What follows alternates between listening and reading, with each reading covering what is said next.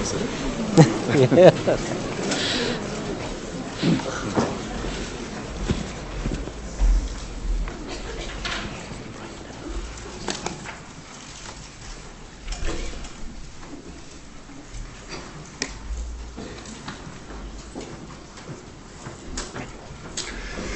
Mr. Secretary General, Mrs. Annan, Federal Councillor Merz, Mrs. Keller-Sutter, President of the Cantonal Government of the State of St. Gallen, Dr. Schmidheiny, Excellencies, ladies and gentlemen.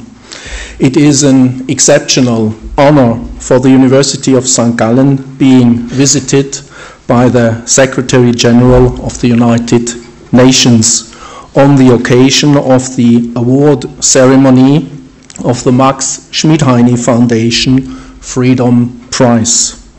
The University of St. Gallen feels proud to provide the facilities for such a distinguished event.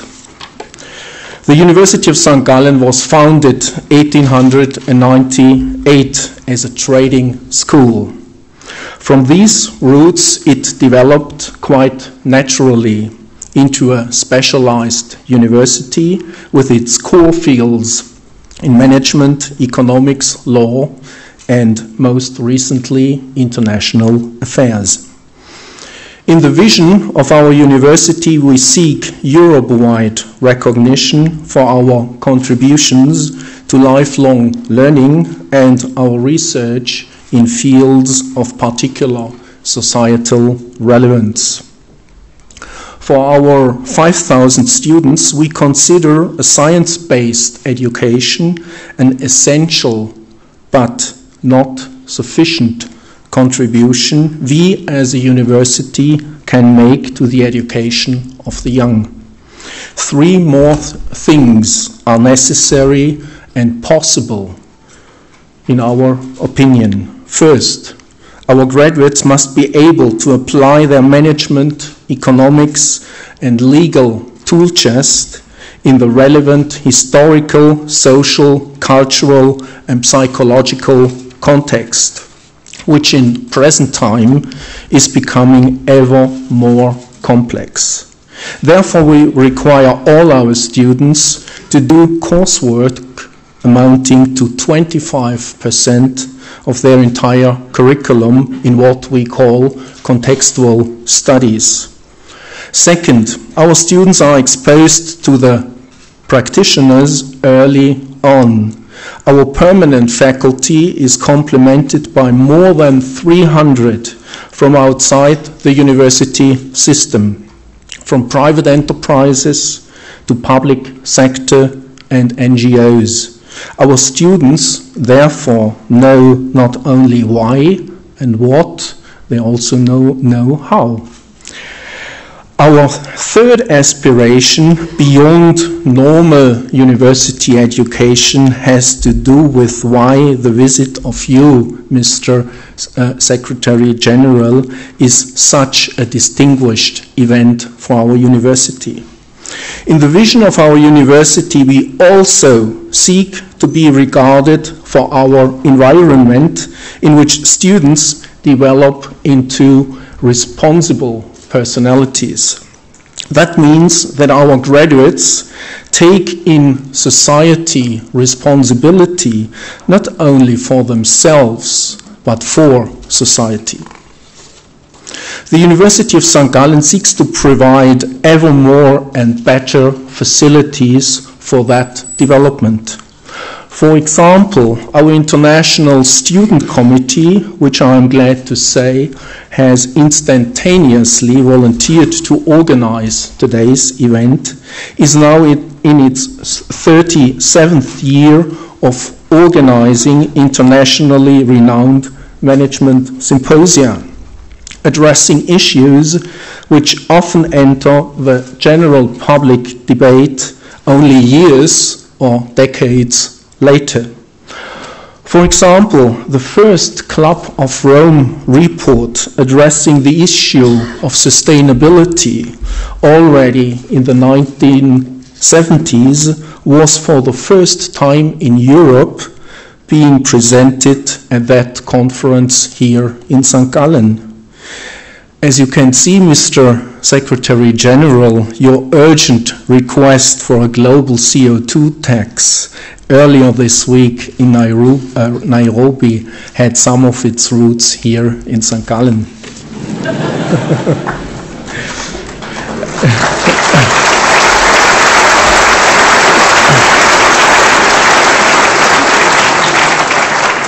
As another example, international affairs, one of our recent additions to our traditional portfolio of degree programs in management, economics and law, was set up because enterprises are lesser and lesser able to responsibly go after their own business without considering repercussions with international politics and foreign national affairs.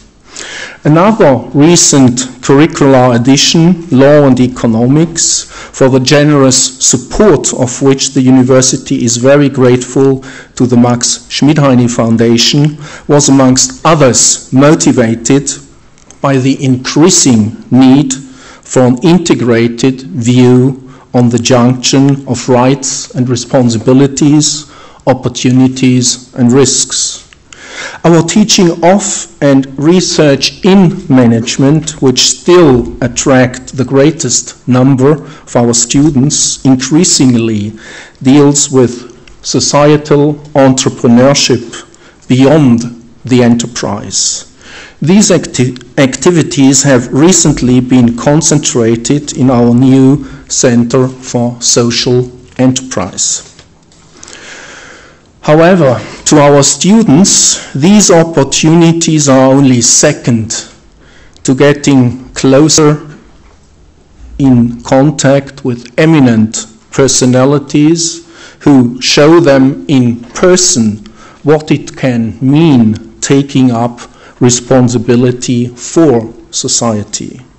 Mr. Secretary General, it is because of this why your visit is such an eminent event for our university. The response of our students to the announcement of your visit was overwhelming.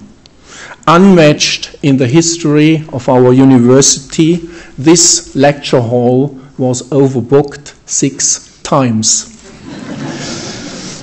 It shows, I think, that being and wanting to be a place that fosters the young of today to become tomorrow's leaders in societal responsibility meets a growing demand.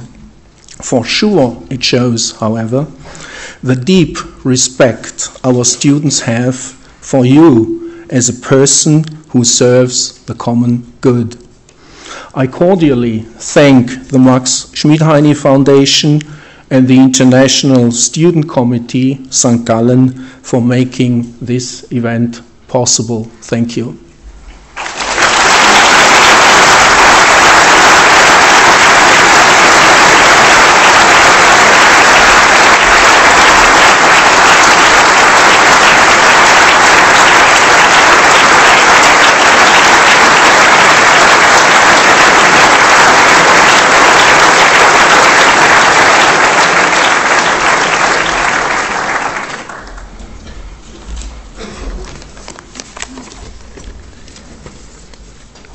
Mr. Secretary General, Excellencies, ladies and gentlemen, finance ministers have mixed feelings concerning the United Nations organization.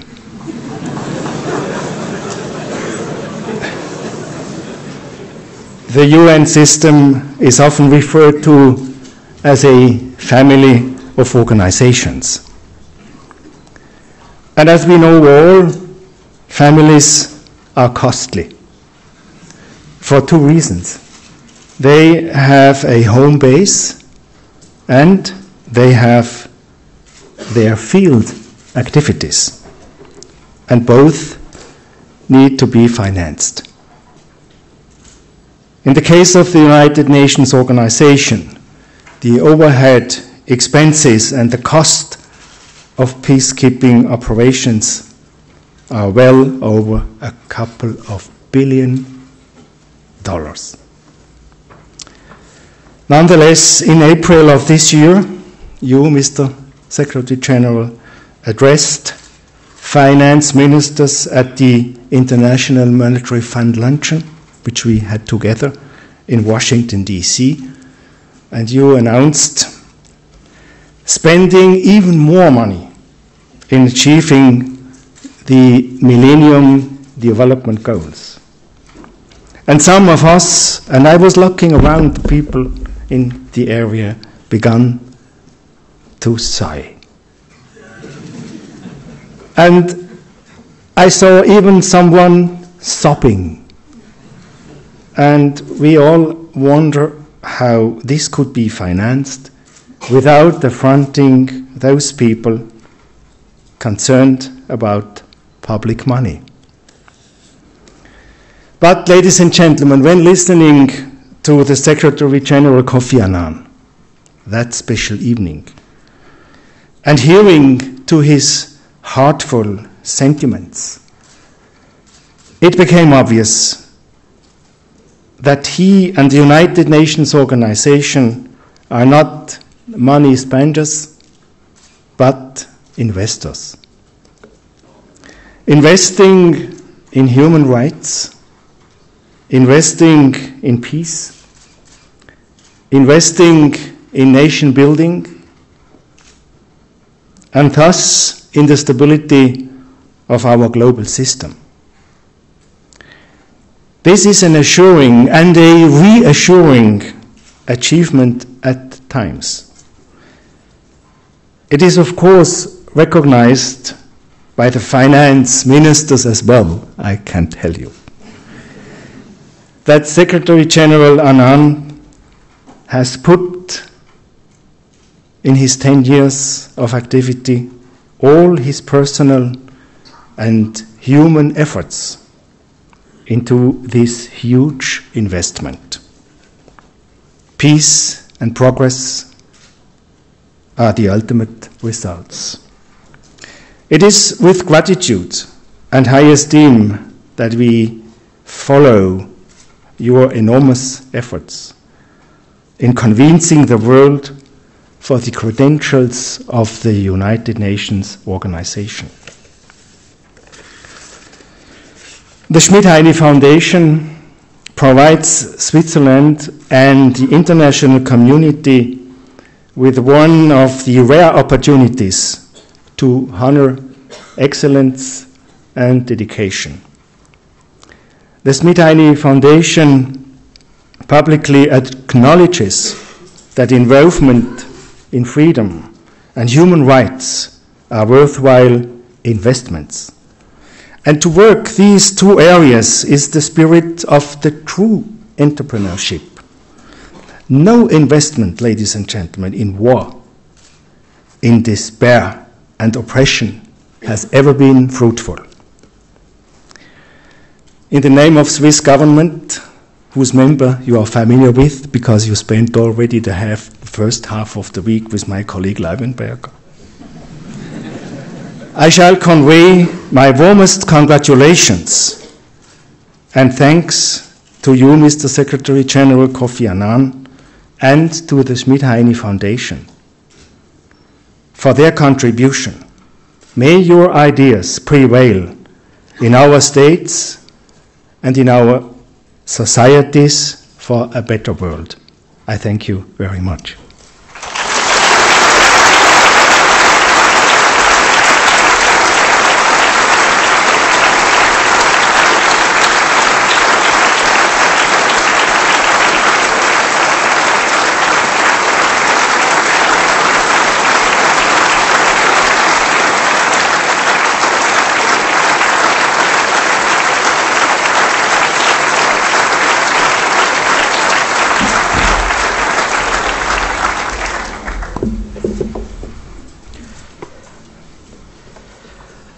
Secretary General, Mrs. Annan, Federal Council Merz, Your Excellencies, Dr. Schmidheiny, students of the University of St. Gallen, ladies and gentlemen, on behalf of the Max Schmidheiny Foundation, it is a great honor for me to extend a warm welcome to the Secretary General of the United Nations here in St. Gallen.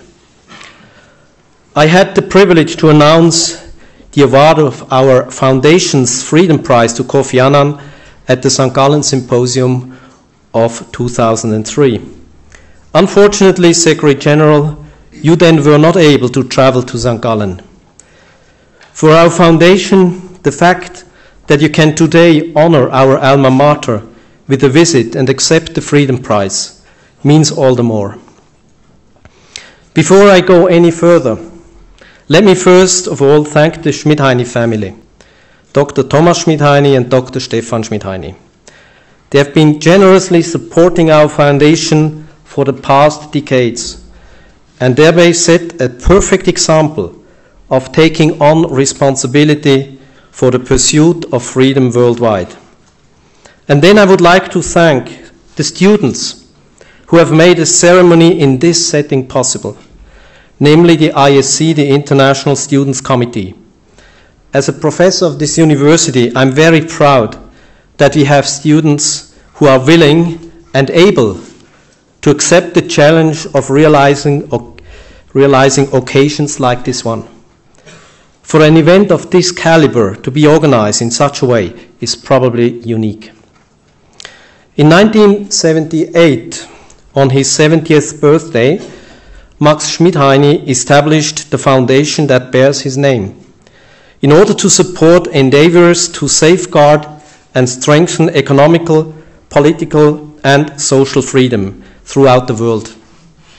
Since then, the Max Schmidheiny Foundation has honored individuals and institutions from different walks of life with its Freedom Prize. They include, amongst many others, Nicholas Hayek. It's a special pleasure, Mr. Hayek, that you are here today with us. Naranja Murthy, Hernando de Soto, and the journal The Economist. There are qualities that link all those who have won the Freedom Prize, which is today being presented for the 25th time. They have embraced the key issues of our time. They have initiated debates on these issues and entered into a dialogue with the most diverse stakeholders, a dialogue that extends across geographical and cultural boundaries and fields of influence. In their daily lives, they have taken personal responsibility for ideas and projects. They have demonstrated their resolve when tackling these challenges. They have thus made an outstanding and exemplary contribution to the preservation and further development of free order. Ladies and gentlemen, the Max Schmidheiny Foundation is convinced that the sustainability of our liberal economic and social order will largely depend on a combined approach by business, politics, society to the major challenges now facing the world. Freedom as a guiding concept means that entrepreneurial, political, and social freedom is mutually dependent. Allow me to take a short look at the entrepreneurial aspect. More than ever, those who accept entrepreneurial responsibility must take an active role in examining the economic, political, technological, and social environments of their activities. They must seize the opportunities and recognize the relevant issues in good time before they develop into incalculable risks. It is these thoughts that are behind the Max Schmidheiny Foundation decision to place a special focus on entrepreneurship and risk in various projects, both now and in the coming years. By analyzing the entrepreneurial environment, it seeks to make a contribution so that the opportunities currently available worldwide can be exploited in peace and freedom. Ladies and gentlemen, 15 years after the end of the Cold War and the apparently unstoppable march of freedom, it is currently quite obvious each and every day The struggle for freedom must begin afresh. The pleasure is thus all the greater for me personally and also for the Max Schmidheiny Foundation to award the Freedom Prize to one of the leading figures of our time, who has contributed so much to maintaining the energy for his daily undertaking. Our foundation would like to pay tribute to Kofi Annan as an example for those who, untiringly and with determination and perseverance, stand up for their ideals and beliefs in a time that is marked by great uncertainty. And also as an individual who has given a human face to the idea of a world community, a concept which often seems illusionary. Before I read the eulogy, it is a great pleasure for me to invite the Secretary General to join me on the podium.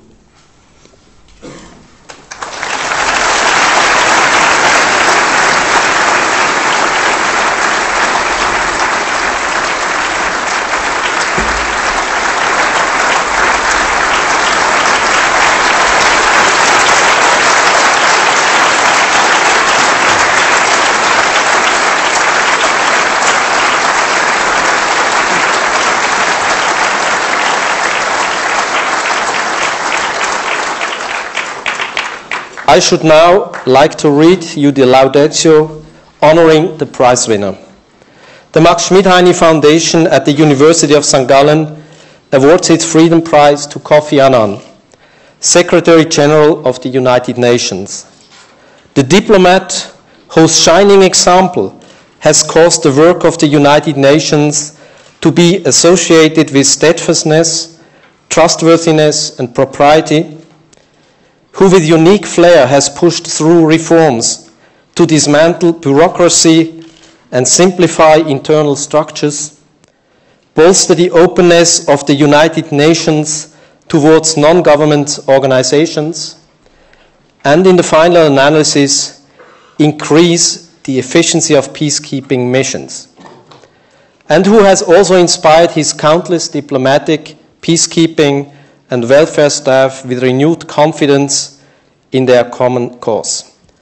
The world citizen of exceptional quality who, patiently yet tenaciously, calls for responsible action from the power-wielding states and corporations of this earth, reminds them of their commitment not only to their own citizen, but also to the health of the global soul, and as a standard-bearer of human rights, dedicated to the idea that humanity is indivisible, accepts the challenges of the UN as a world organization in order to place the protection of individual human dignity at center stage, regardless of race, religion, and gender.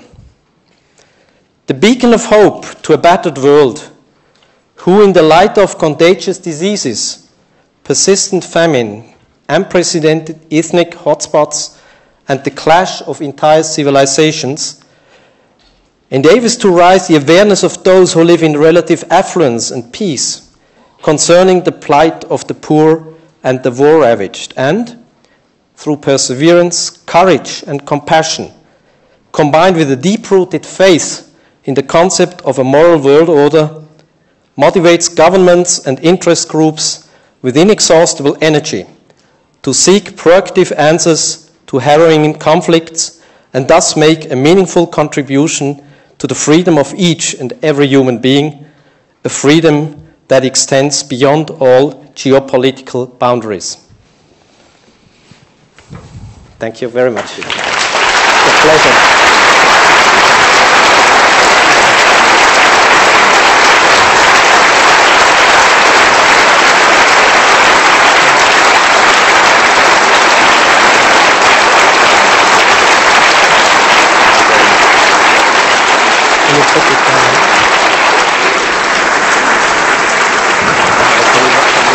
Yes, please.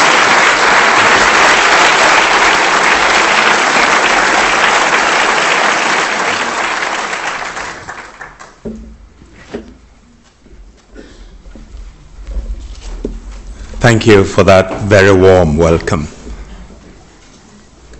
Federal Councillor Metz, President of the University, Professor Gomez, thank you very much for those wonderful words.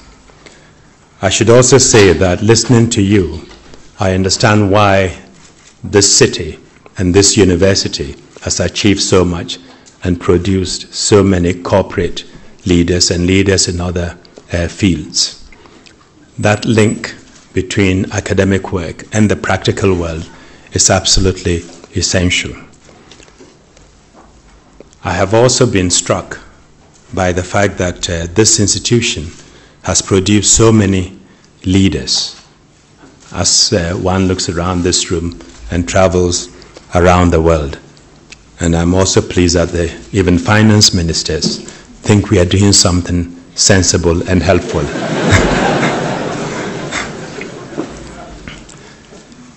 At lunch, I also heard a lot about your work here and your institutions, and I shared, having listened to them and read about what you've achieved here, I said you have proven from St. Gallen and from this university that greatness has nothing to do with bigness. And I hope you will continue in that spirit. Let me thank you very much, Professor Gomez, for your kind words. And I'm deeply moved to be awarded this Freedom Prize, given the exceptional individuals and organizations who have accepted it before me, from Mohammed Yunus to the Red Cross. I am indeed humbled to accept it. It has taken far too long for me to be able to come here and accept the prize in person. But I was determined to do so before I leave office as Secretary General, and I'm very appreciative of your patience. All the more so as I am speaking to such a distinguished audience today, bringing together leaders from academia, the private sector, as well as students. Of course, they are the leaders of tomorrow, and I'm so happy that so many young people are here in this room. And I am delighted to do so in a setting that marries the promise of the future with the foundations of tradition. A state-of-the-art seat of learning set in the beautiful city of St. Gallen, as eternal as the Alps and the lakes that surround it. What better setting to seek to pursue Max Schmidheiny's vision? And Dr. Schmidheiny, let me say thank you to you also. One of the encouraging scientific, political, and entrepreneurial initiatives that highlight individual freedom and responsibility. So I take this opportunity to talk to you about responsibility and risk, opportunities and challenges in the world of science today. Max Schmidheiny was born almost 100 years ago in the dawn of what would become the century of physics. A century of revolutionary advances and upheavals, a century that gave birth to a debate crucial to the very survival of our species, how to ensure that advances in science are used for the advancement of humankind without becoming tools for its destruction. Today, it is said that ours will be the century of biology. And the debate that began around physics in the 20th century is more than ever relevant to biology in the 21st century. Extraordinary progress in the life sciences, especially in biotechnology, has opened up some of the most promising avenues in history towards improving the human condition. They have equipped scientists with new tools in areas ranging from food security to global health. Some of this progress was achieved right here in Switzerland, of course, from advances in treatment for drug-resistant malaria to research on drugs against the influenza virus. Thanks to biotechnology, researchers worldwide are developing new vaccines to combat both long-standing and newly emerging viruses, which currently claim millions of lives a year and take a disproportionate toll on developing countries, the poor countries. They are using bacterial genetics to overcome resistance to antibiotics and DNA technologies to produce human insulin to treat diabetes. They are making advances in the burgeoning field of medical genomics, providing hope of medical solutions to the global burden of cancer and other chronic diseases. They are helping to protect the environment by exploring methods of reforestation and ways to reduce pesticide use. And they are teaming up to develop more effective microbicides against HIV/AIDS transmission. The bright side of biotechnology reflects the best of human progress in the service of the deepest human needs, to ensure that the net outcome remains a positive one. This scientific balance must be nurtured carefully. Recently, we have seen striking successes in reconstructing the entire genome of a virus from scratch. That has been done with the polio virus and with otherwise extinct Spanish influenza virus, the agent that killed tens of millions of people back in 1918. In the right hands and with the appropriate safety precautions, these are sound scientific endeavors that increase our knowledge of viruses. But if they were to fall into the wrong hands, they could be catastrophic. When used negligently or misused deliberately, biotechnology could inflict the most profound human suffering, ranging from the accidental release of disease agents into the environment to intentional disease outbreaks caused by states or non-state actors. As biological research expands and the technologies become increasingly accessible, this potential for accidental or intentional harm grows exponentially. Soon, tens of thousands of laboratories worldwide will be operating in a multi-billion-dollar industry. Even novices working in small laboratories will be able to carry out gene manipulation. And the more laboratories there are with inadequate biosafety standards, the greater will be the number of mistakes and accidents waiting to happen. Currently, we lack an international system of safeguards to manage those risks.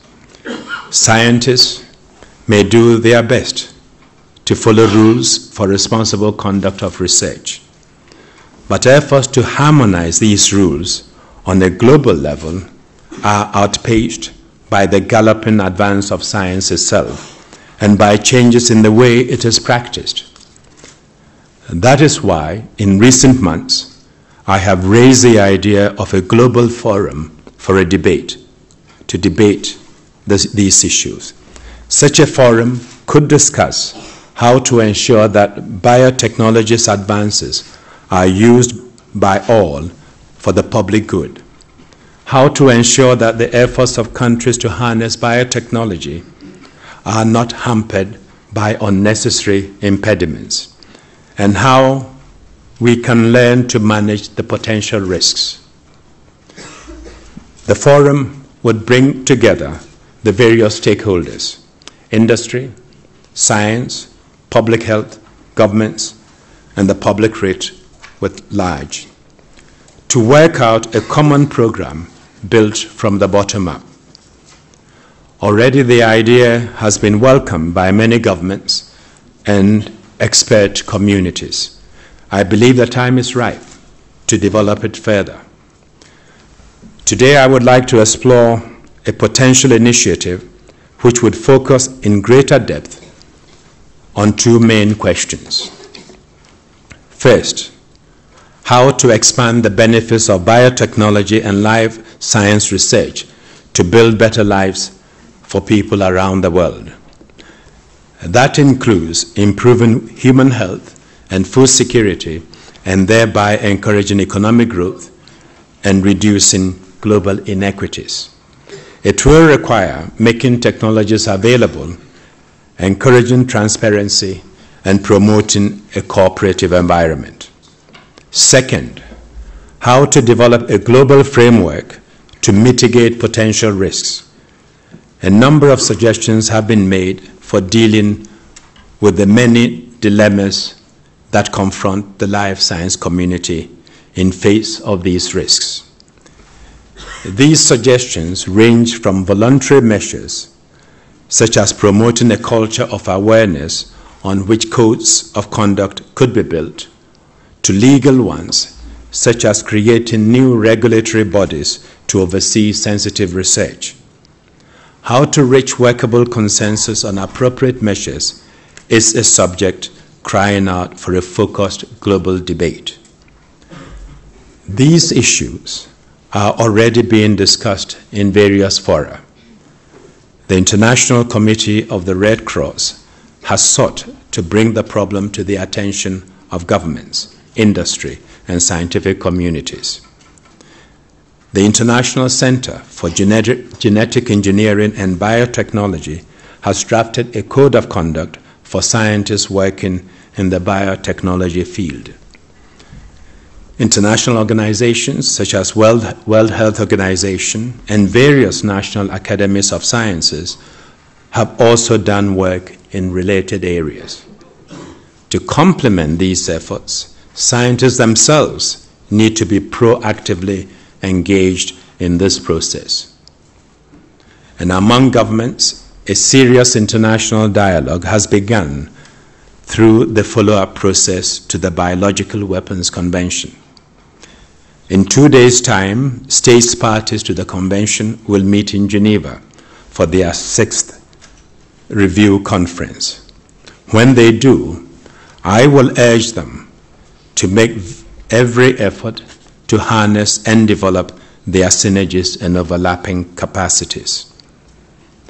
Ladies and gentlemen and dear friends, we find ourselves at a point akin to the one in the 1950s, when frightened citizens and scientists and diplomats and international civil servants recognized the enormous potential of nuclear power. The challenge then was to harness the power of nuclear energy for civilian use while preventing the spread of nuclear weapons. The result was the creation of the International Atomic Energy Agency and eventually the Nuclear Non-Proliferation Treaty. The answers to biotechnology's dilemma will look very different, but the approach to it must be equally far-sighted. It will require innovative solutions specific to the nature of the science. It may have more in common with measures against cybercrime than with the work to control nuclear proliferation. And it will need to ensure that humanity is not deprived of the enormous positive benefits that biotechnology offers. I believe the United Nations is well placed to encourage, coordinate, and facilitate an initiative to consider those questions. It has the universal membership, the range of partnerships, and the capacity for outreach that are needed. It has the ability to bring the wide range of relevant participants to the table and to keep them there. To succeed, we need inspiration and support from all of you, academics, civic leaders, business leaders, and students. We need the spirit of discovery and learning that drives great institutions such as this one.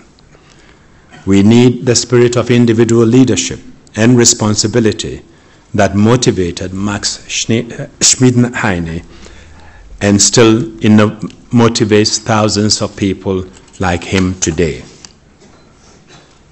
Finally, I thank all of you for listening to me today, and thanks again to the Foundation for the honor it has bestowed on me today, and I thank all of you for your support of the United Nations during the 10 years I have served as Secretary General. Now, I'll try to answer your questions. Thank you very much. Vielen Dank. Merci beaucoup. Mil gracias. Gracias fitige. Thank you. Thank you. Thank you. Thank you very much. Thank you very much. Thank you very much. Thank you.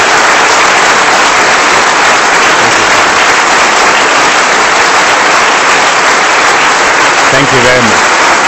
Thank you.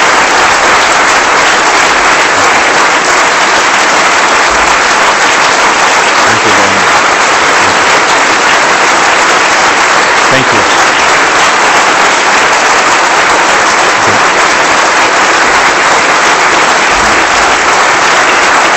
Thank you. Thank you.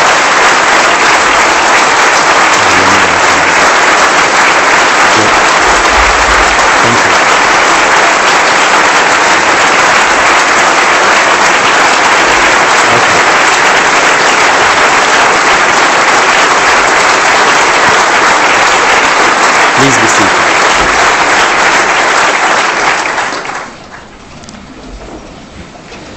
Ladies and gentlemen, it's a great pleasure that the Secretary General will now answer your questions. As he told me before, they might go beyond his speech. And I would especially encourage our students to ask questions, because he's very interested in the opinion of our younger generation. Whom may I first give the floor?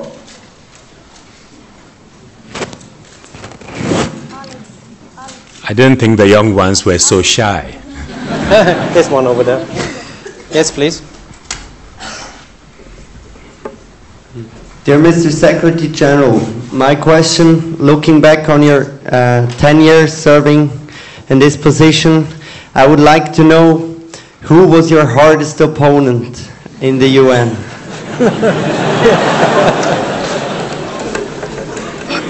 I suspect you know the answer to your question.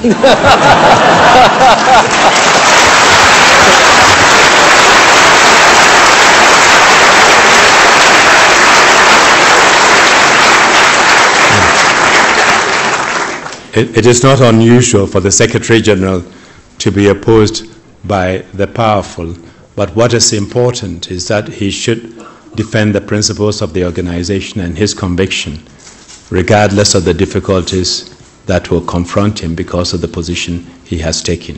Thank you very much.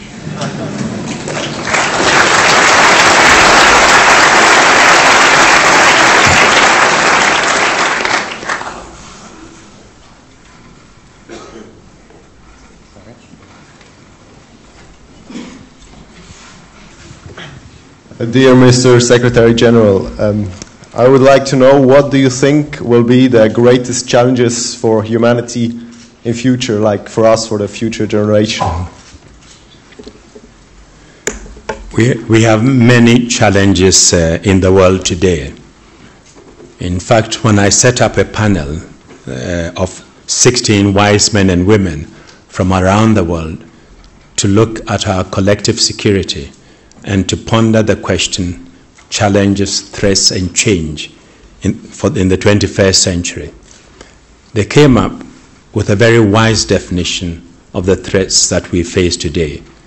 Because conventionally, we have the tendency to consider threats in terms of war and conflict. They determine that threats are poverty, environmental degradation, infectious diseases, internationally organized crime, weapons of mass destruction, and terrorism. And I think they were absolutely right and spot on. All these threats are present in our world today. And depending on where you live, your perception of threat might be very different from somebody who lives in the other region away from you. If you were to go to New York, if you had been at New York when they were commemorating the 5th anniversary of 9/11, and you ask somebody what is your greatest threat, he or she may have said terrorism. But if you go to Southern Africa, they will tell you it's infectious diseases, it's HIV/AIDS. And you go to somebody who's living on a small island state, he will probably tell you environmental degradation and global warming.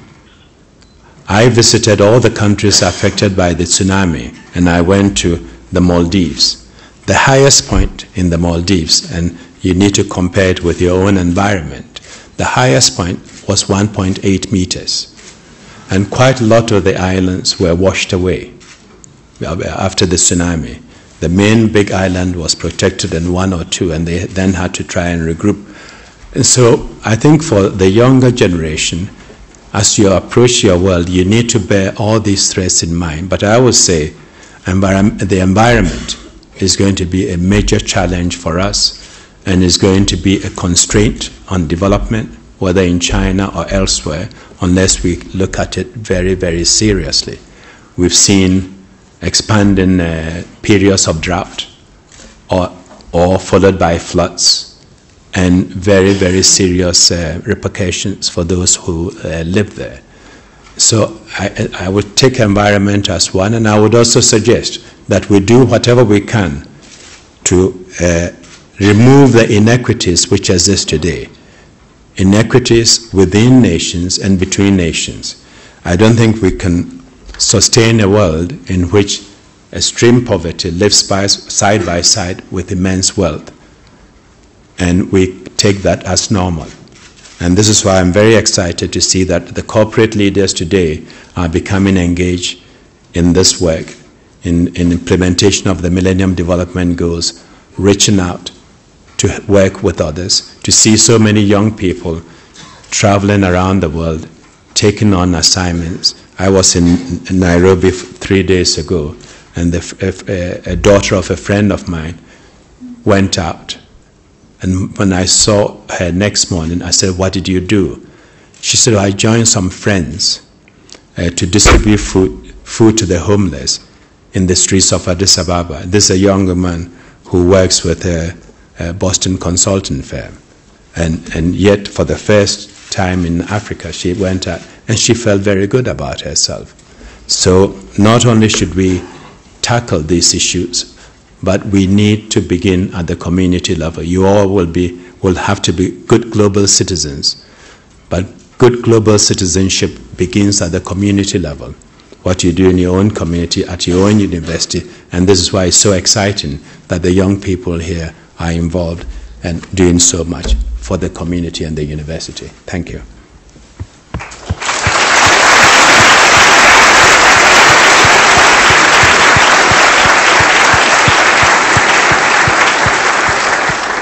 Mr. Secretary General, which advice would you give us students for now and then for our later careers in business or research or politics or international affairs? I think all those fields are necessary. We need people in all those fields you've listed. What I would say is that as students, you should try and broaden your horizon. You should take your studies seriously, and your studies should be interdisciplinary. And you must also understand that today you live in a global village. We live in an interdependent world, and you must be conscious that what happens in another country has an impact on you here. And what you do here has an impact on the others. So you have to think in a global way. I don't think today any professor can teach students in purely local terms. Any political leader can take decisions in purely local terms. So we need to bear that in mind. But as you choose your careers, you also have to ask yourself, what are you best at? What do you enjoy doing? What are you most comfortable with? And which area would you be able to make contribution? And I think individual contributions in the respective fields, if we are all dedicated and we pool our efforts and work for the same objective, we improve the conditions in our country and around the world. And so I will not want to tell you, go be a businessman or become a politician and a federal councillor. You may not want to, but you have to follow your own instincts. And I usually put it this way: I have always marched according to my inner drama, and follow your instincts and your inner drama and the natural intuition. Thank you.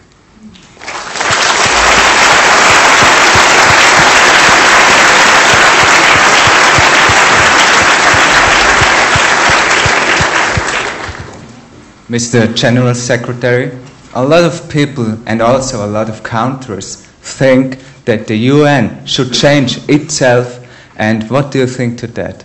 That the organization should change it? No, I agree. Not only do I agree, I've tried to do something about it. I mean, the first thing I did when I took over in 1997 was to introduce, put in a package of reforms, recognizing that it was going to take time, because reform is a process and not an event. The search for excellence is an ongoing thing, and I'm sure my successor will continue the effort.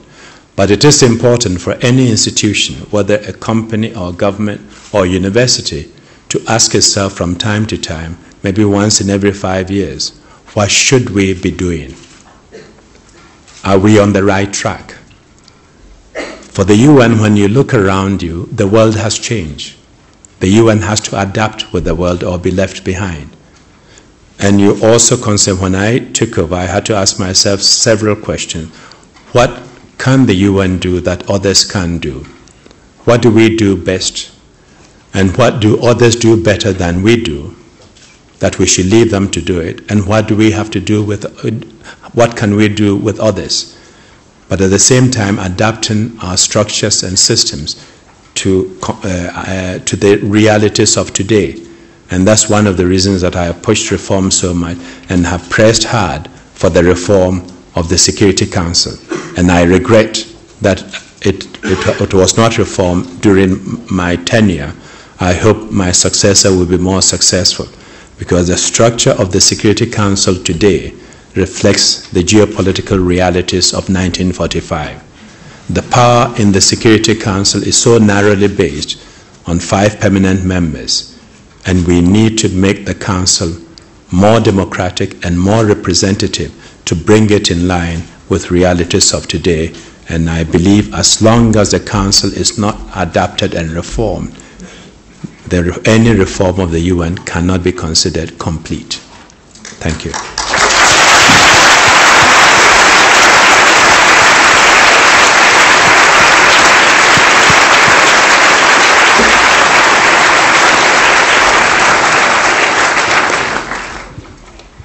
Dear Mr. Secretary General, I wanted to ask you, apart from what you've just said now, what would you give for advice for your following Mr. Moon? The first thing I would tell him is that, Ban Ki-moon, do it your way. I did it my way, and my successors did it their way. Above all, remain independent. There'll be many pressures on you from powerful countries and groups of countries. And one must always remember, one is the Secretary General of the whole world, not for a particular country or particular region. And that even though we are an organization of member states, the ideals and principles we exist to protect and defend belongs to the people. And I would also encourage him to continue working in partnership with the new constituencies, civil society, the NGOs, the private sector, universities and foundations, because that not only brings in fresh ideas, it also allows us to expand our capacity and work in partnership to deliver as much as we can. He should have a sense of humor, and some of the painful challenges he would face, I would advise him to tackle it with a certain healthy detachment. Otherwise it consumes you and eats you up, and you may not be as effective as you would want to be. And he's taken on at a time when we have many, many challenges in the world. He's a wonderful man, and I'm sure he's going to succeed. But he will need the help of governments and the peoples of the world. So do give him your support. Thank you. We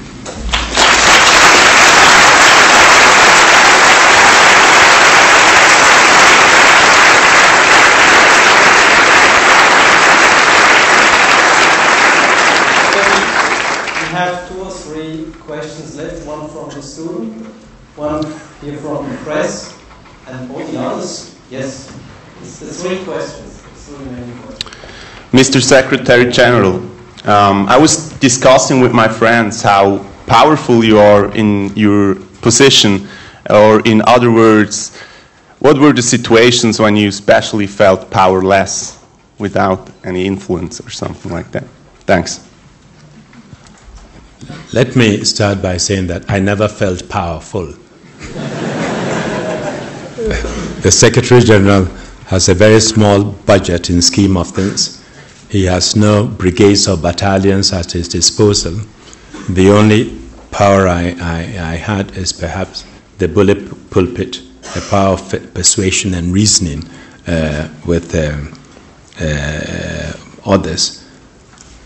But I think perhaps the moment when I felt most powerless and was really struck and almost felt I had a body blow thrown at me was when we failed to prevent the war in Iraq.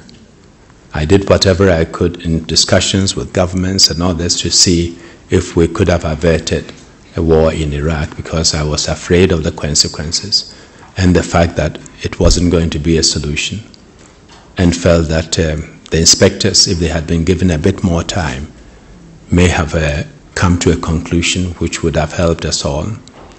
I also believe that if the Security Council is a body that decided that Iraq should do this or should perform or face serious consequences, it was up to the Security Council to take another vote determining what the serious consequences should be. Governments and individual states have the right to defend themselves when attacked. They have a right to strike first if there's imminent danger, imminent prospect of attack to them. But when we are dealing with broader threat to the international community, the decision should be that of the Security Council for it to be legitimate. And of course, the Council did not vote for war, but war did come anyway. And not only did I feel powerless, it was a very painful moment. Thank you.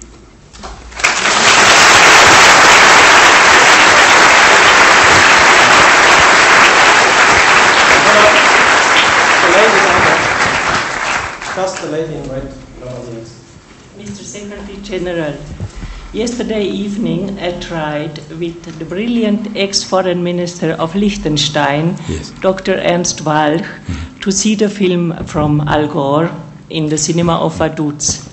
Unfortunately, the cinema was totally overcrowded, so we ended up in another cinema seeing the new film from Ken Loach about Ireland. That film has won the Palme d'Or in Cannes recently. The film was about the fighting of the IRA in Dublin and was so hard and cruel that at the end we looked at each other, Mr. Walch and myself, asking us will mankind ever understand that war is no solution and creates only losers? Is there any hope? What do you think? First of all, let me say that I share your conclusion that in war all are losers. I recall even this last summer, after the Lebanese war, when I was in the region trying to help consolidate the ceasefire, several people asked me who won the war. Did Israel win or Hezbollah win? Of course, both of them claimed victory. Hezbollah defined victory in a term that it couldn't have lost anyway. They said, if we survive, we have won. And I said there were no winners. Quite frankly, even in situations where one country or one party comes up on top and feels victorious, when the violence has stopped, when the killing and the shooting has stopped, and you look around you and wonder and see the damage, the destruction, the pain you brought to people, Israelis or Palestinians or Iraqis and the Americans, or you ask yourself, what have we done?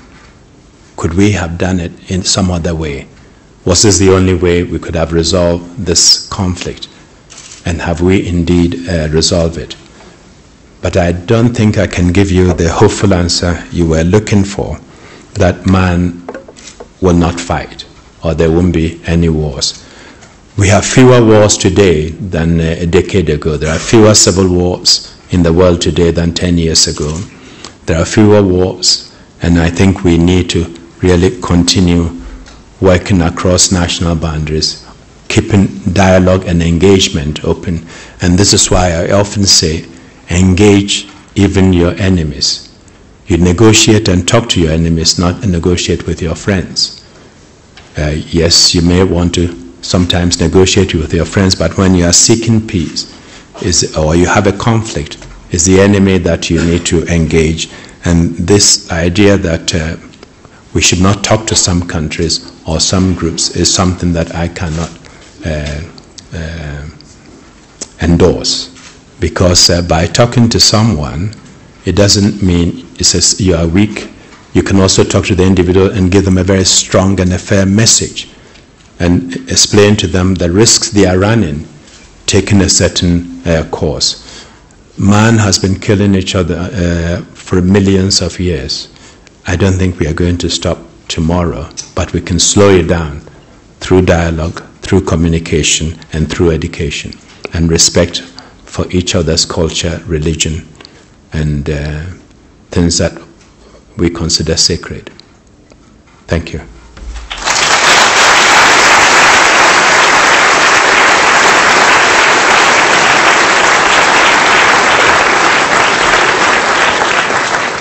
Mr. Secretary General, I had two short questions. The one you answered already in a brilliant way. How come that, having seen all the hardship in the world, you did not lose your humor? You answered that in a brilliant way. Thank you.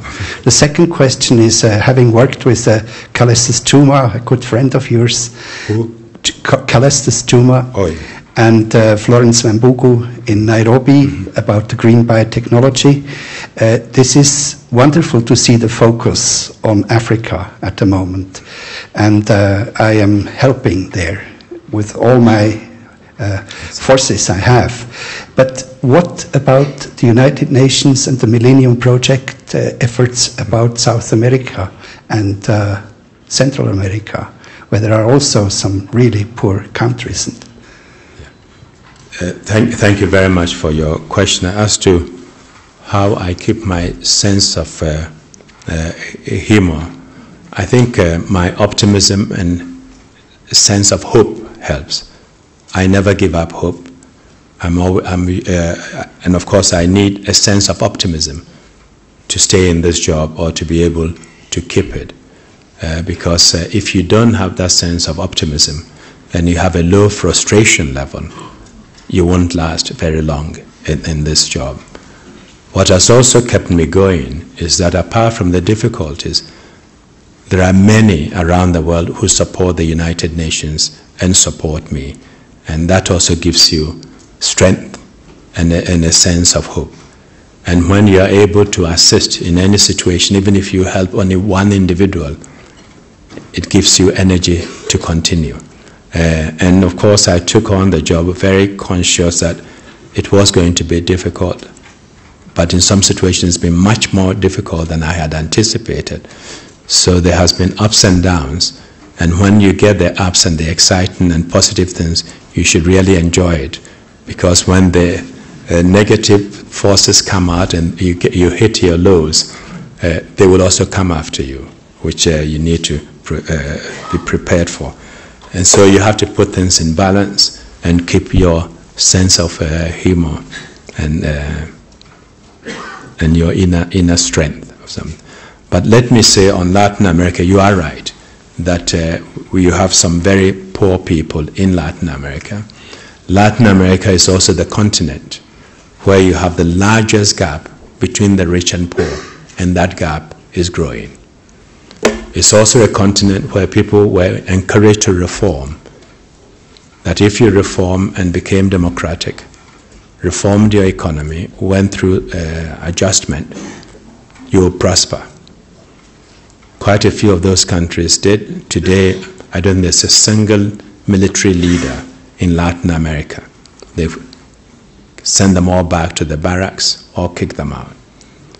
So the democracy and situations where the people had a say in who governed them and how they were governed did take root. The economic reforms were done, but prosperity has not come. And this has put democracy under stress in the region, where you see populist leaders promising all sorts of things they may never be able to deliver, but they do get elected.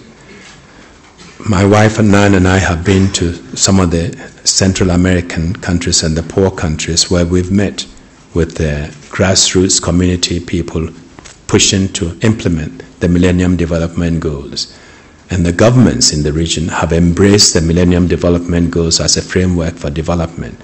And some, like Brazil, are doing quite a lot of good job, but they're also trying to share the experience with the smaller countries in the Central American region that you are referring to. Nicaragua just went through elections recently, but they need lots of help. It's not just Nicaragua, but quite a few of the smaller countries.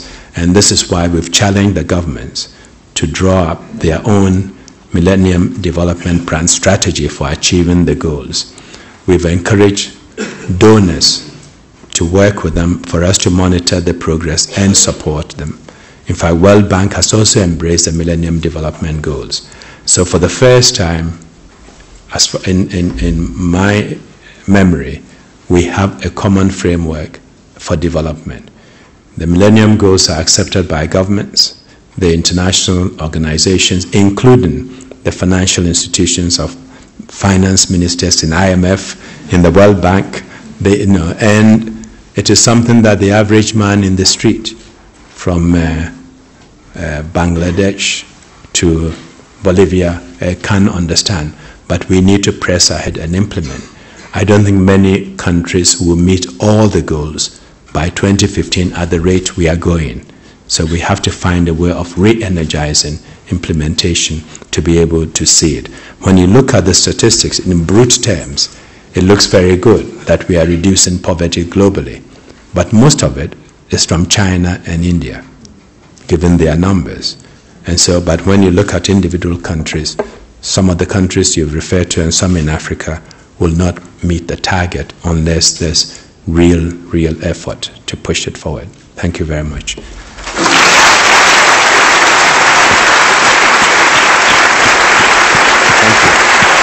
you very much. Thank you.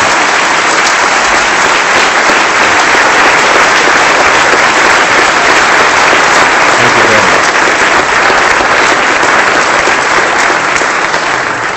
Ladies and gentlemen, Secretary General will now give a short reception for the invited guests.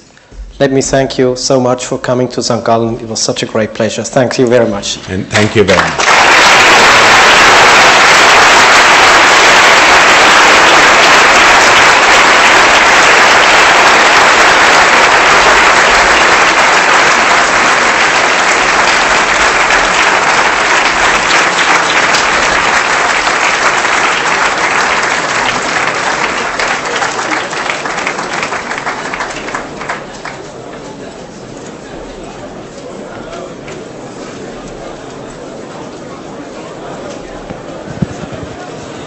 Ladies and gentlemen, thank you for having been with us this afternoon. May I ask the invited guests of the Max Schmidheiny Foundation and of the International Students Committee to leave the auditorium using the exit up to my right for the subsequent reception, and may I ask our student guests to leave the auditorium using the exit up to my left. Sehr geehrte Damen und Herren, danke, dass Sie mit uns waren heute Nachmittag. Darf ich die geladenen Gäste der Max Schmidheiny Stiftung und des International Committee bitten, den Ausgang oben zu meiner Rechten zu benutzen für den anschließenden Empfang, und darf ich die Studierenden bitten, den Ausgang oben zu meiner Linken zu benutzen. Vielen Dank.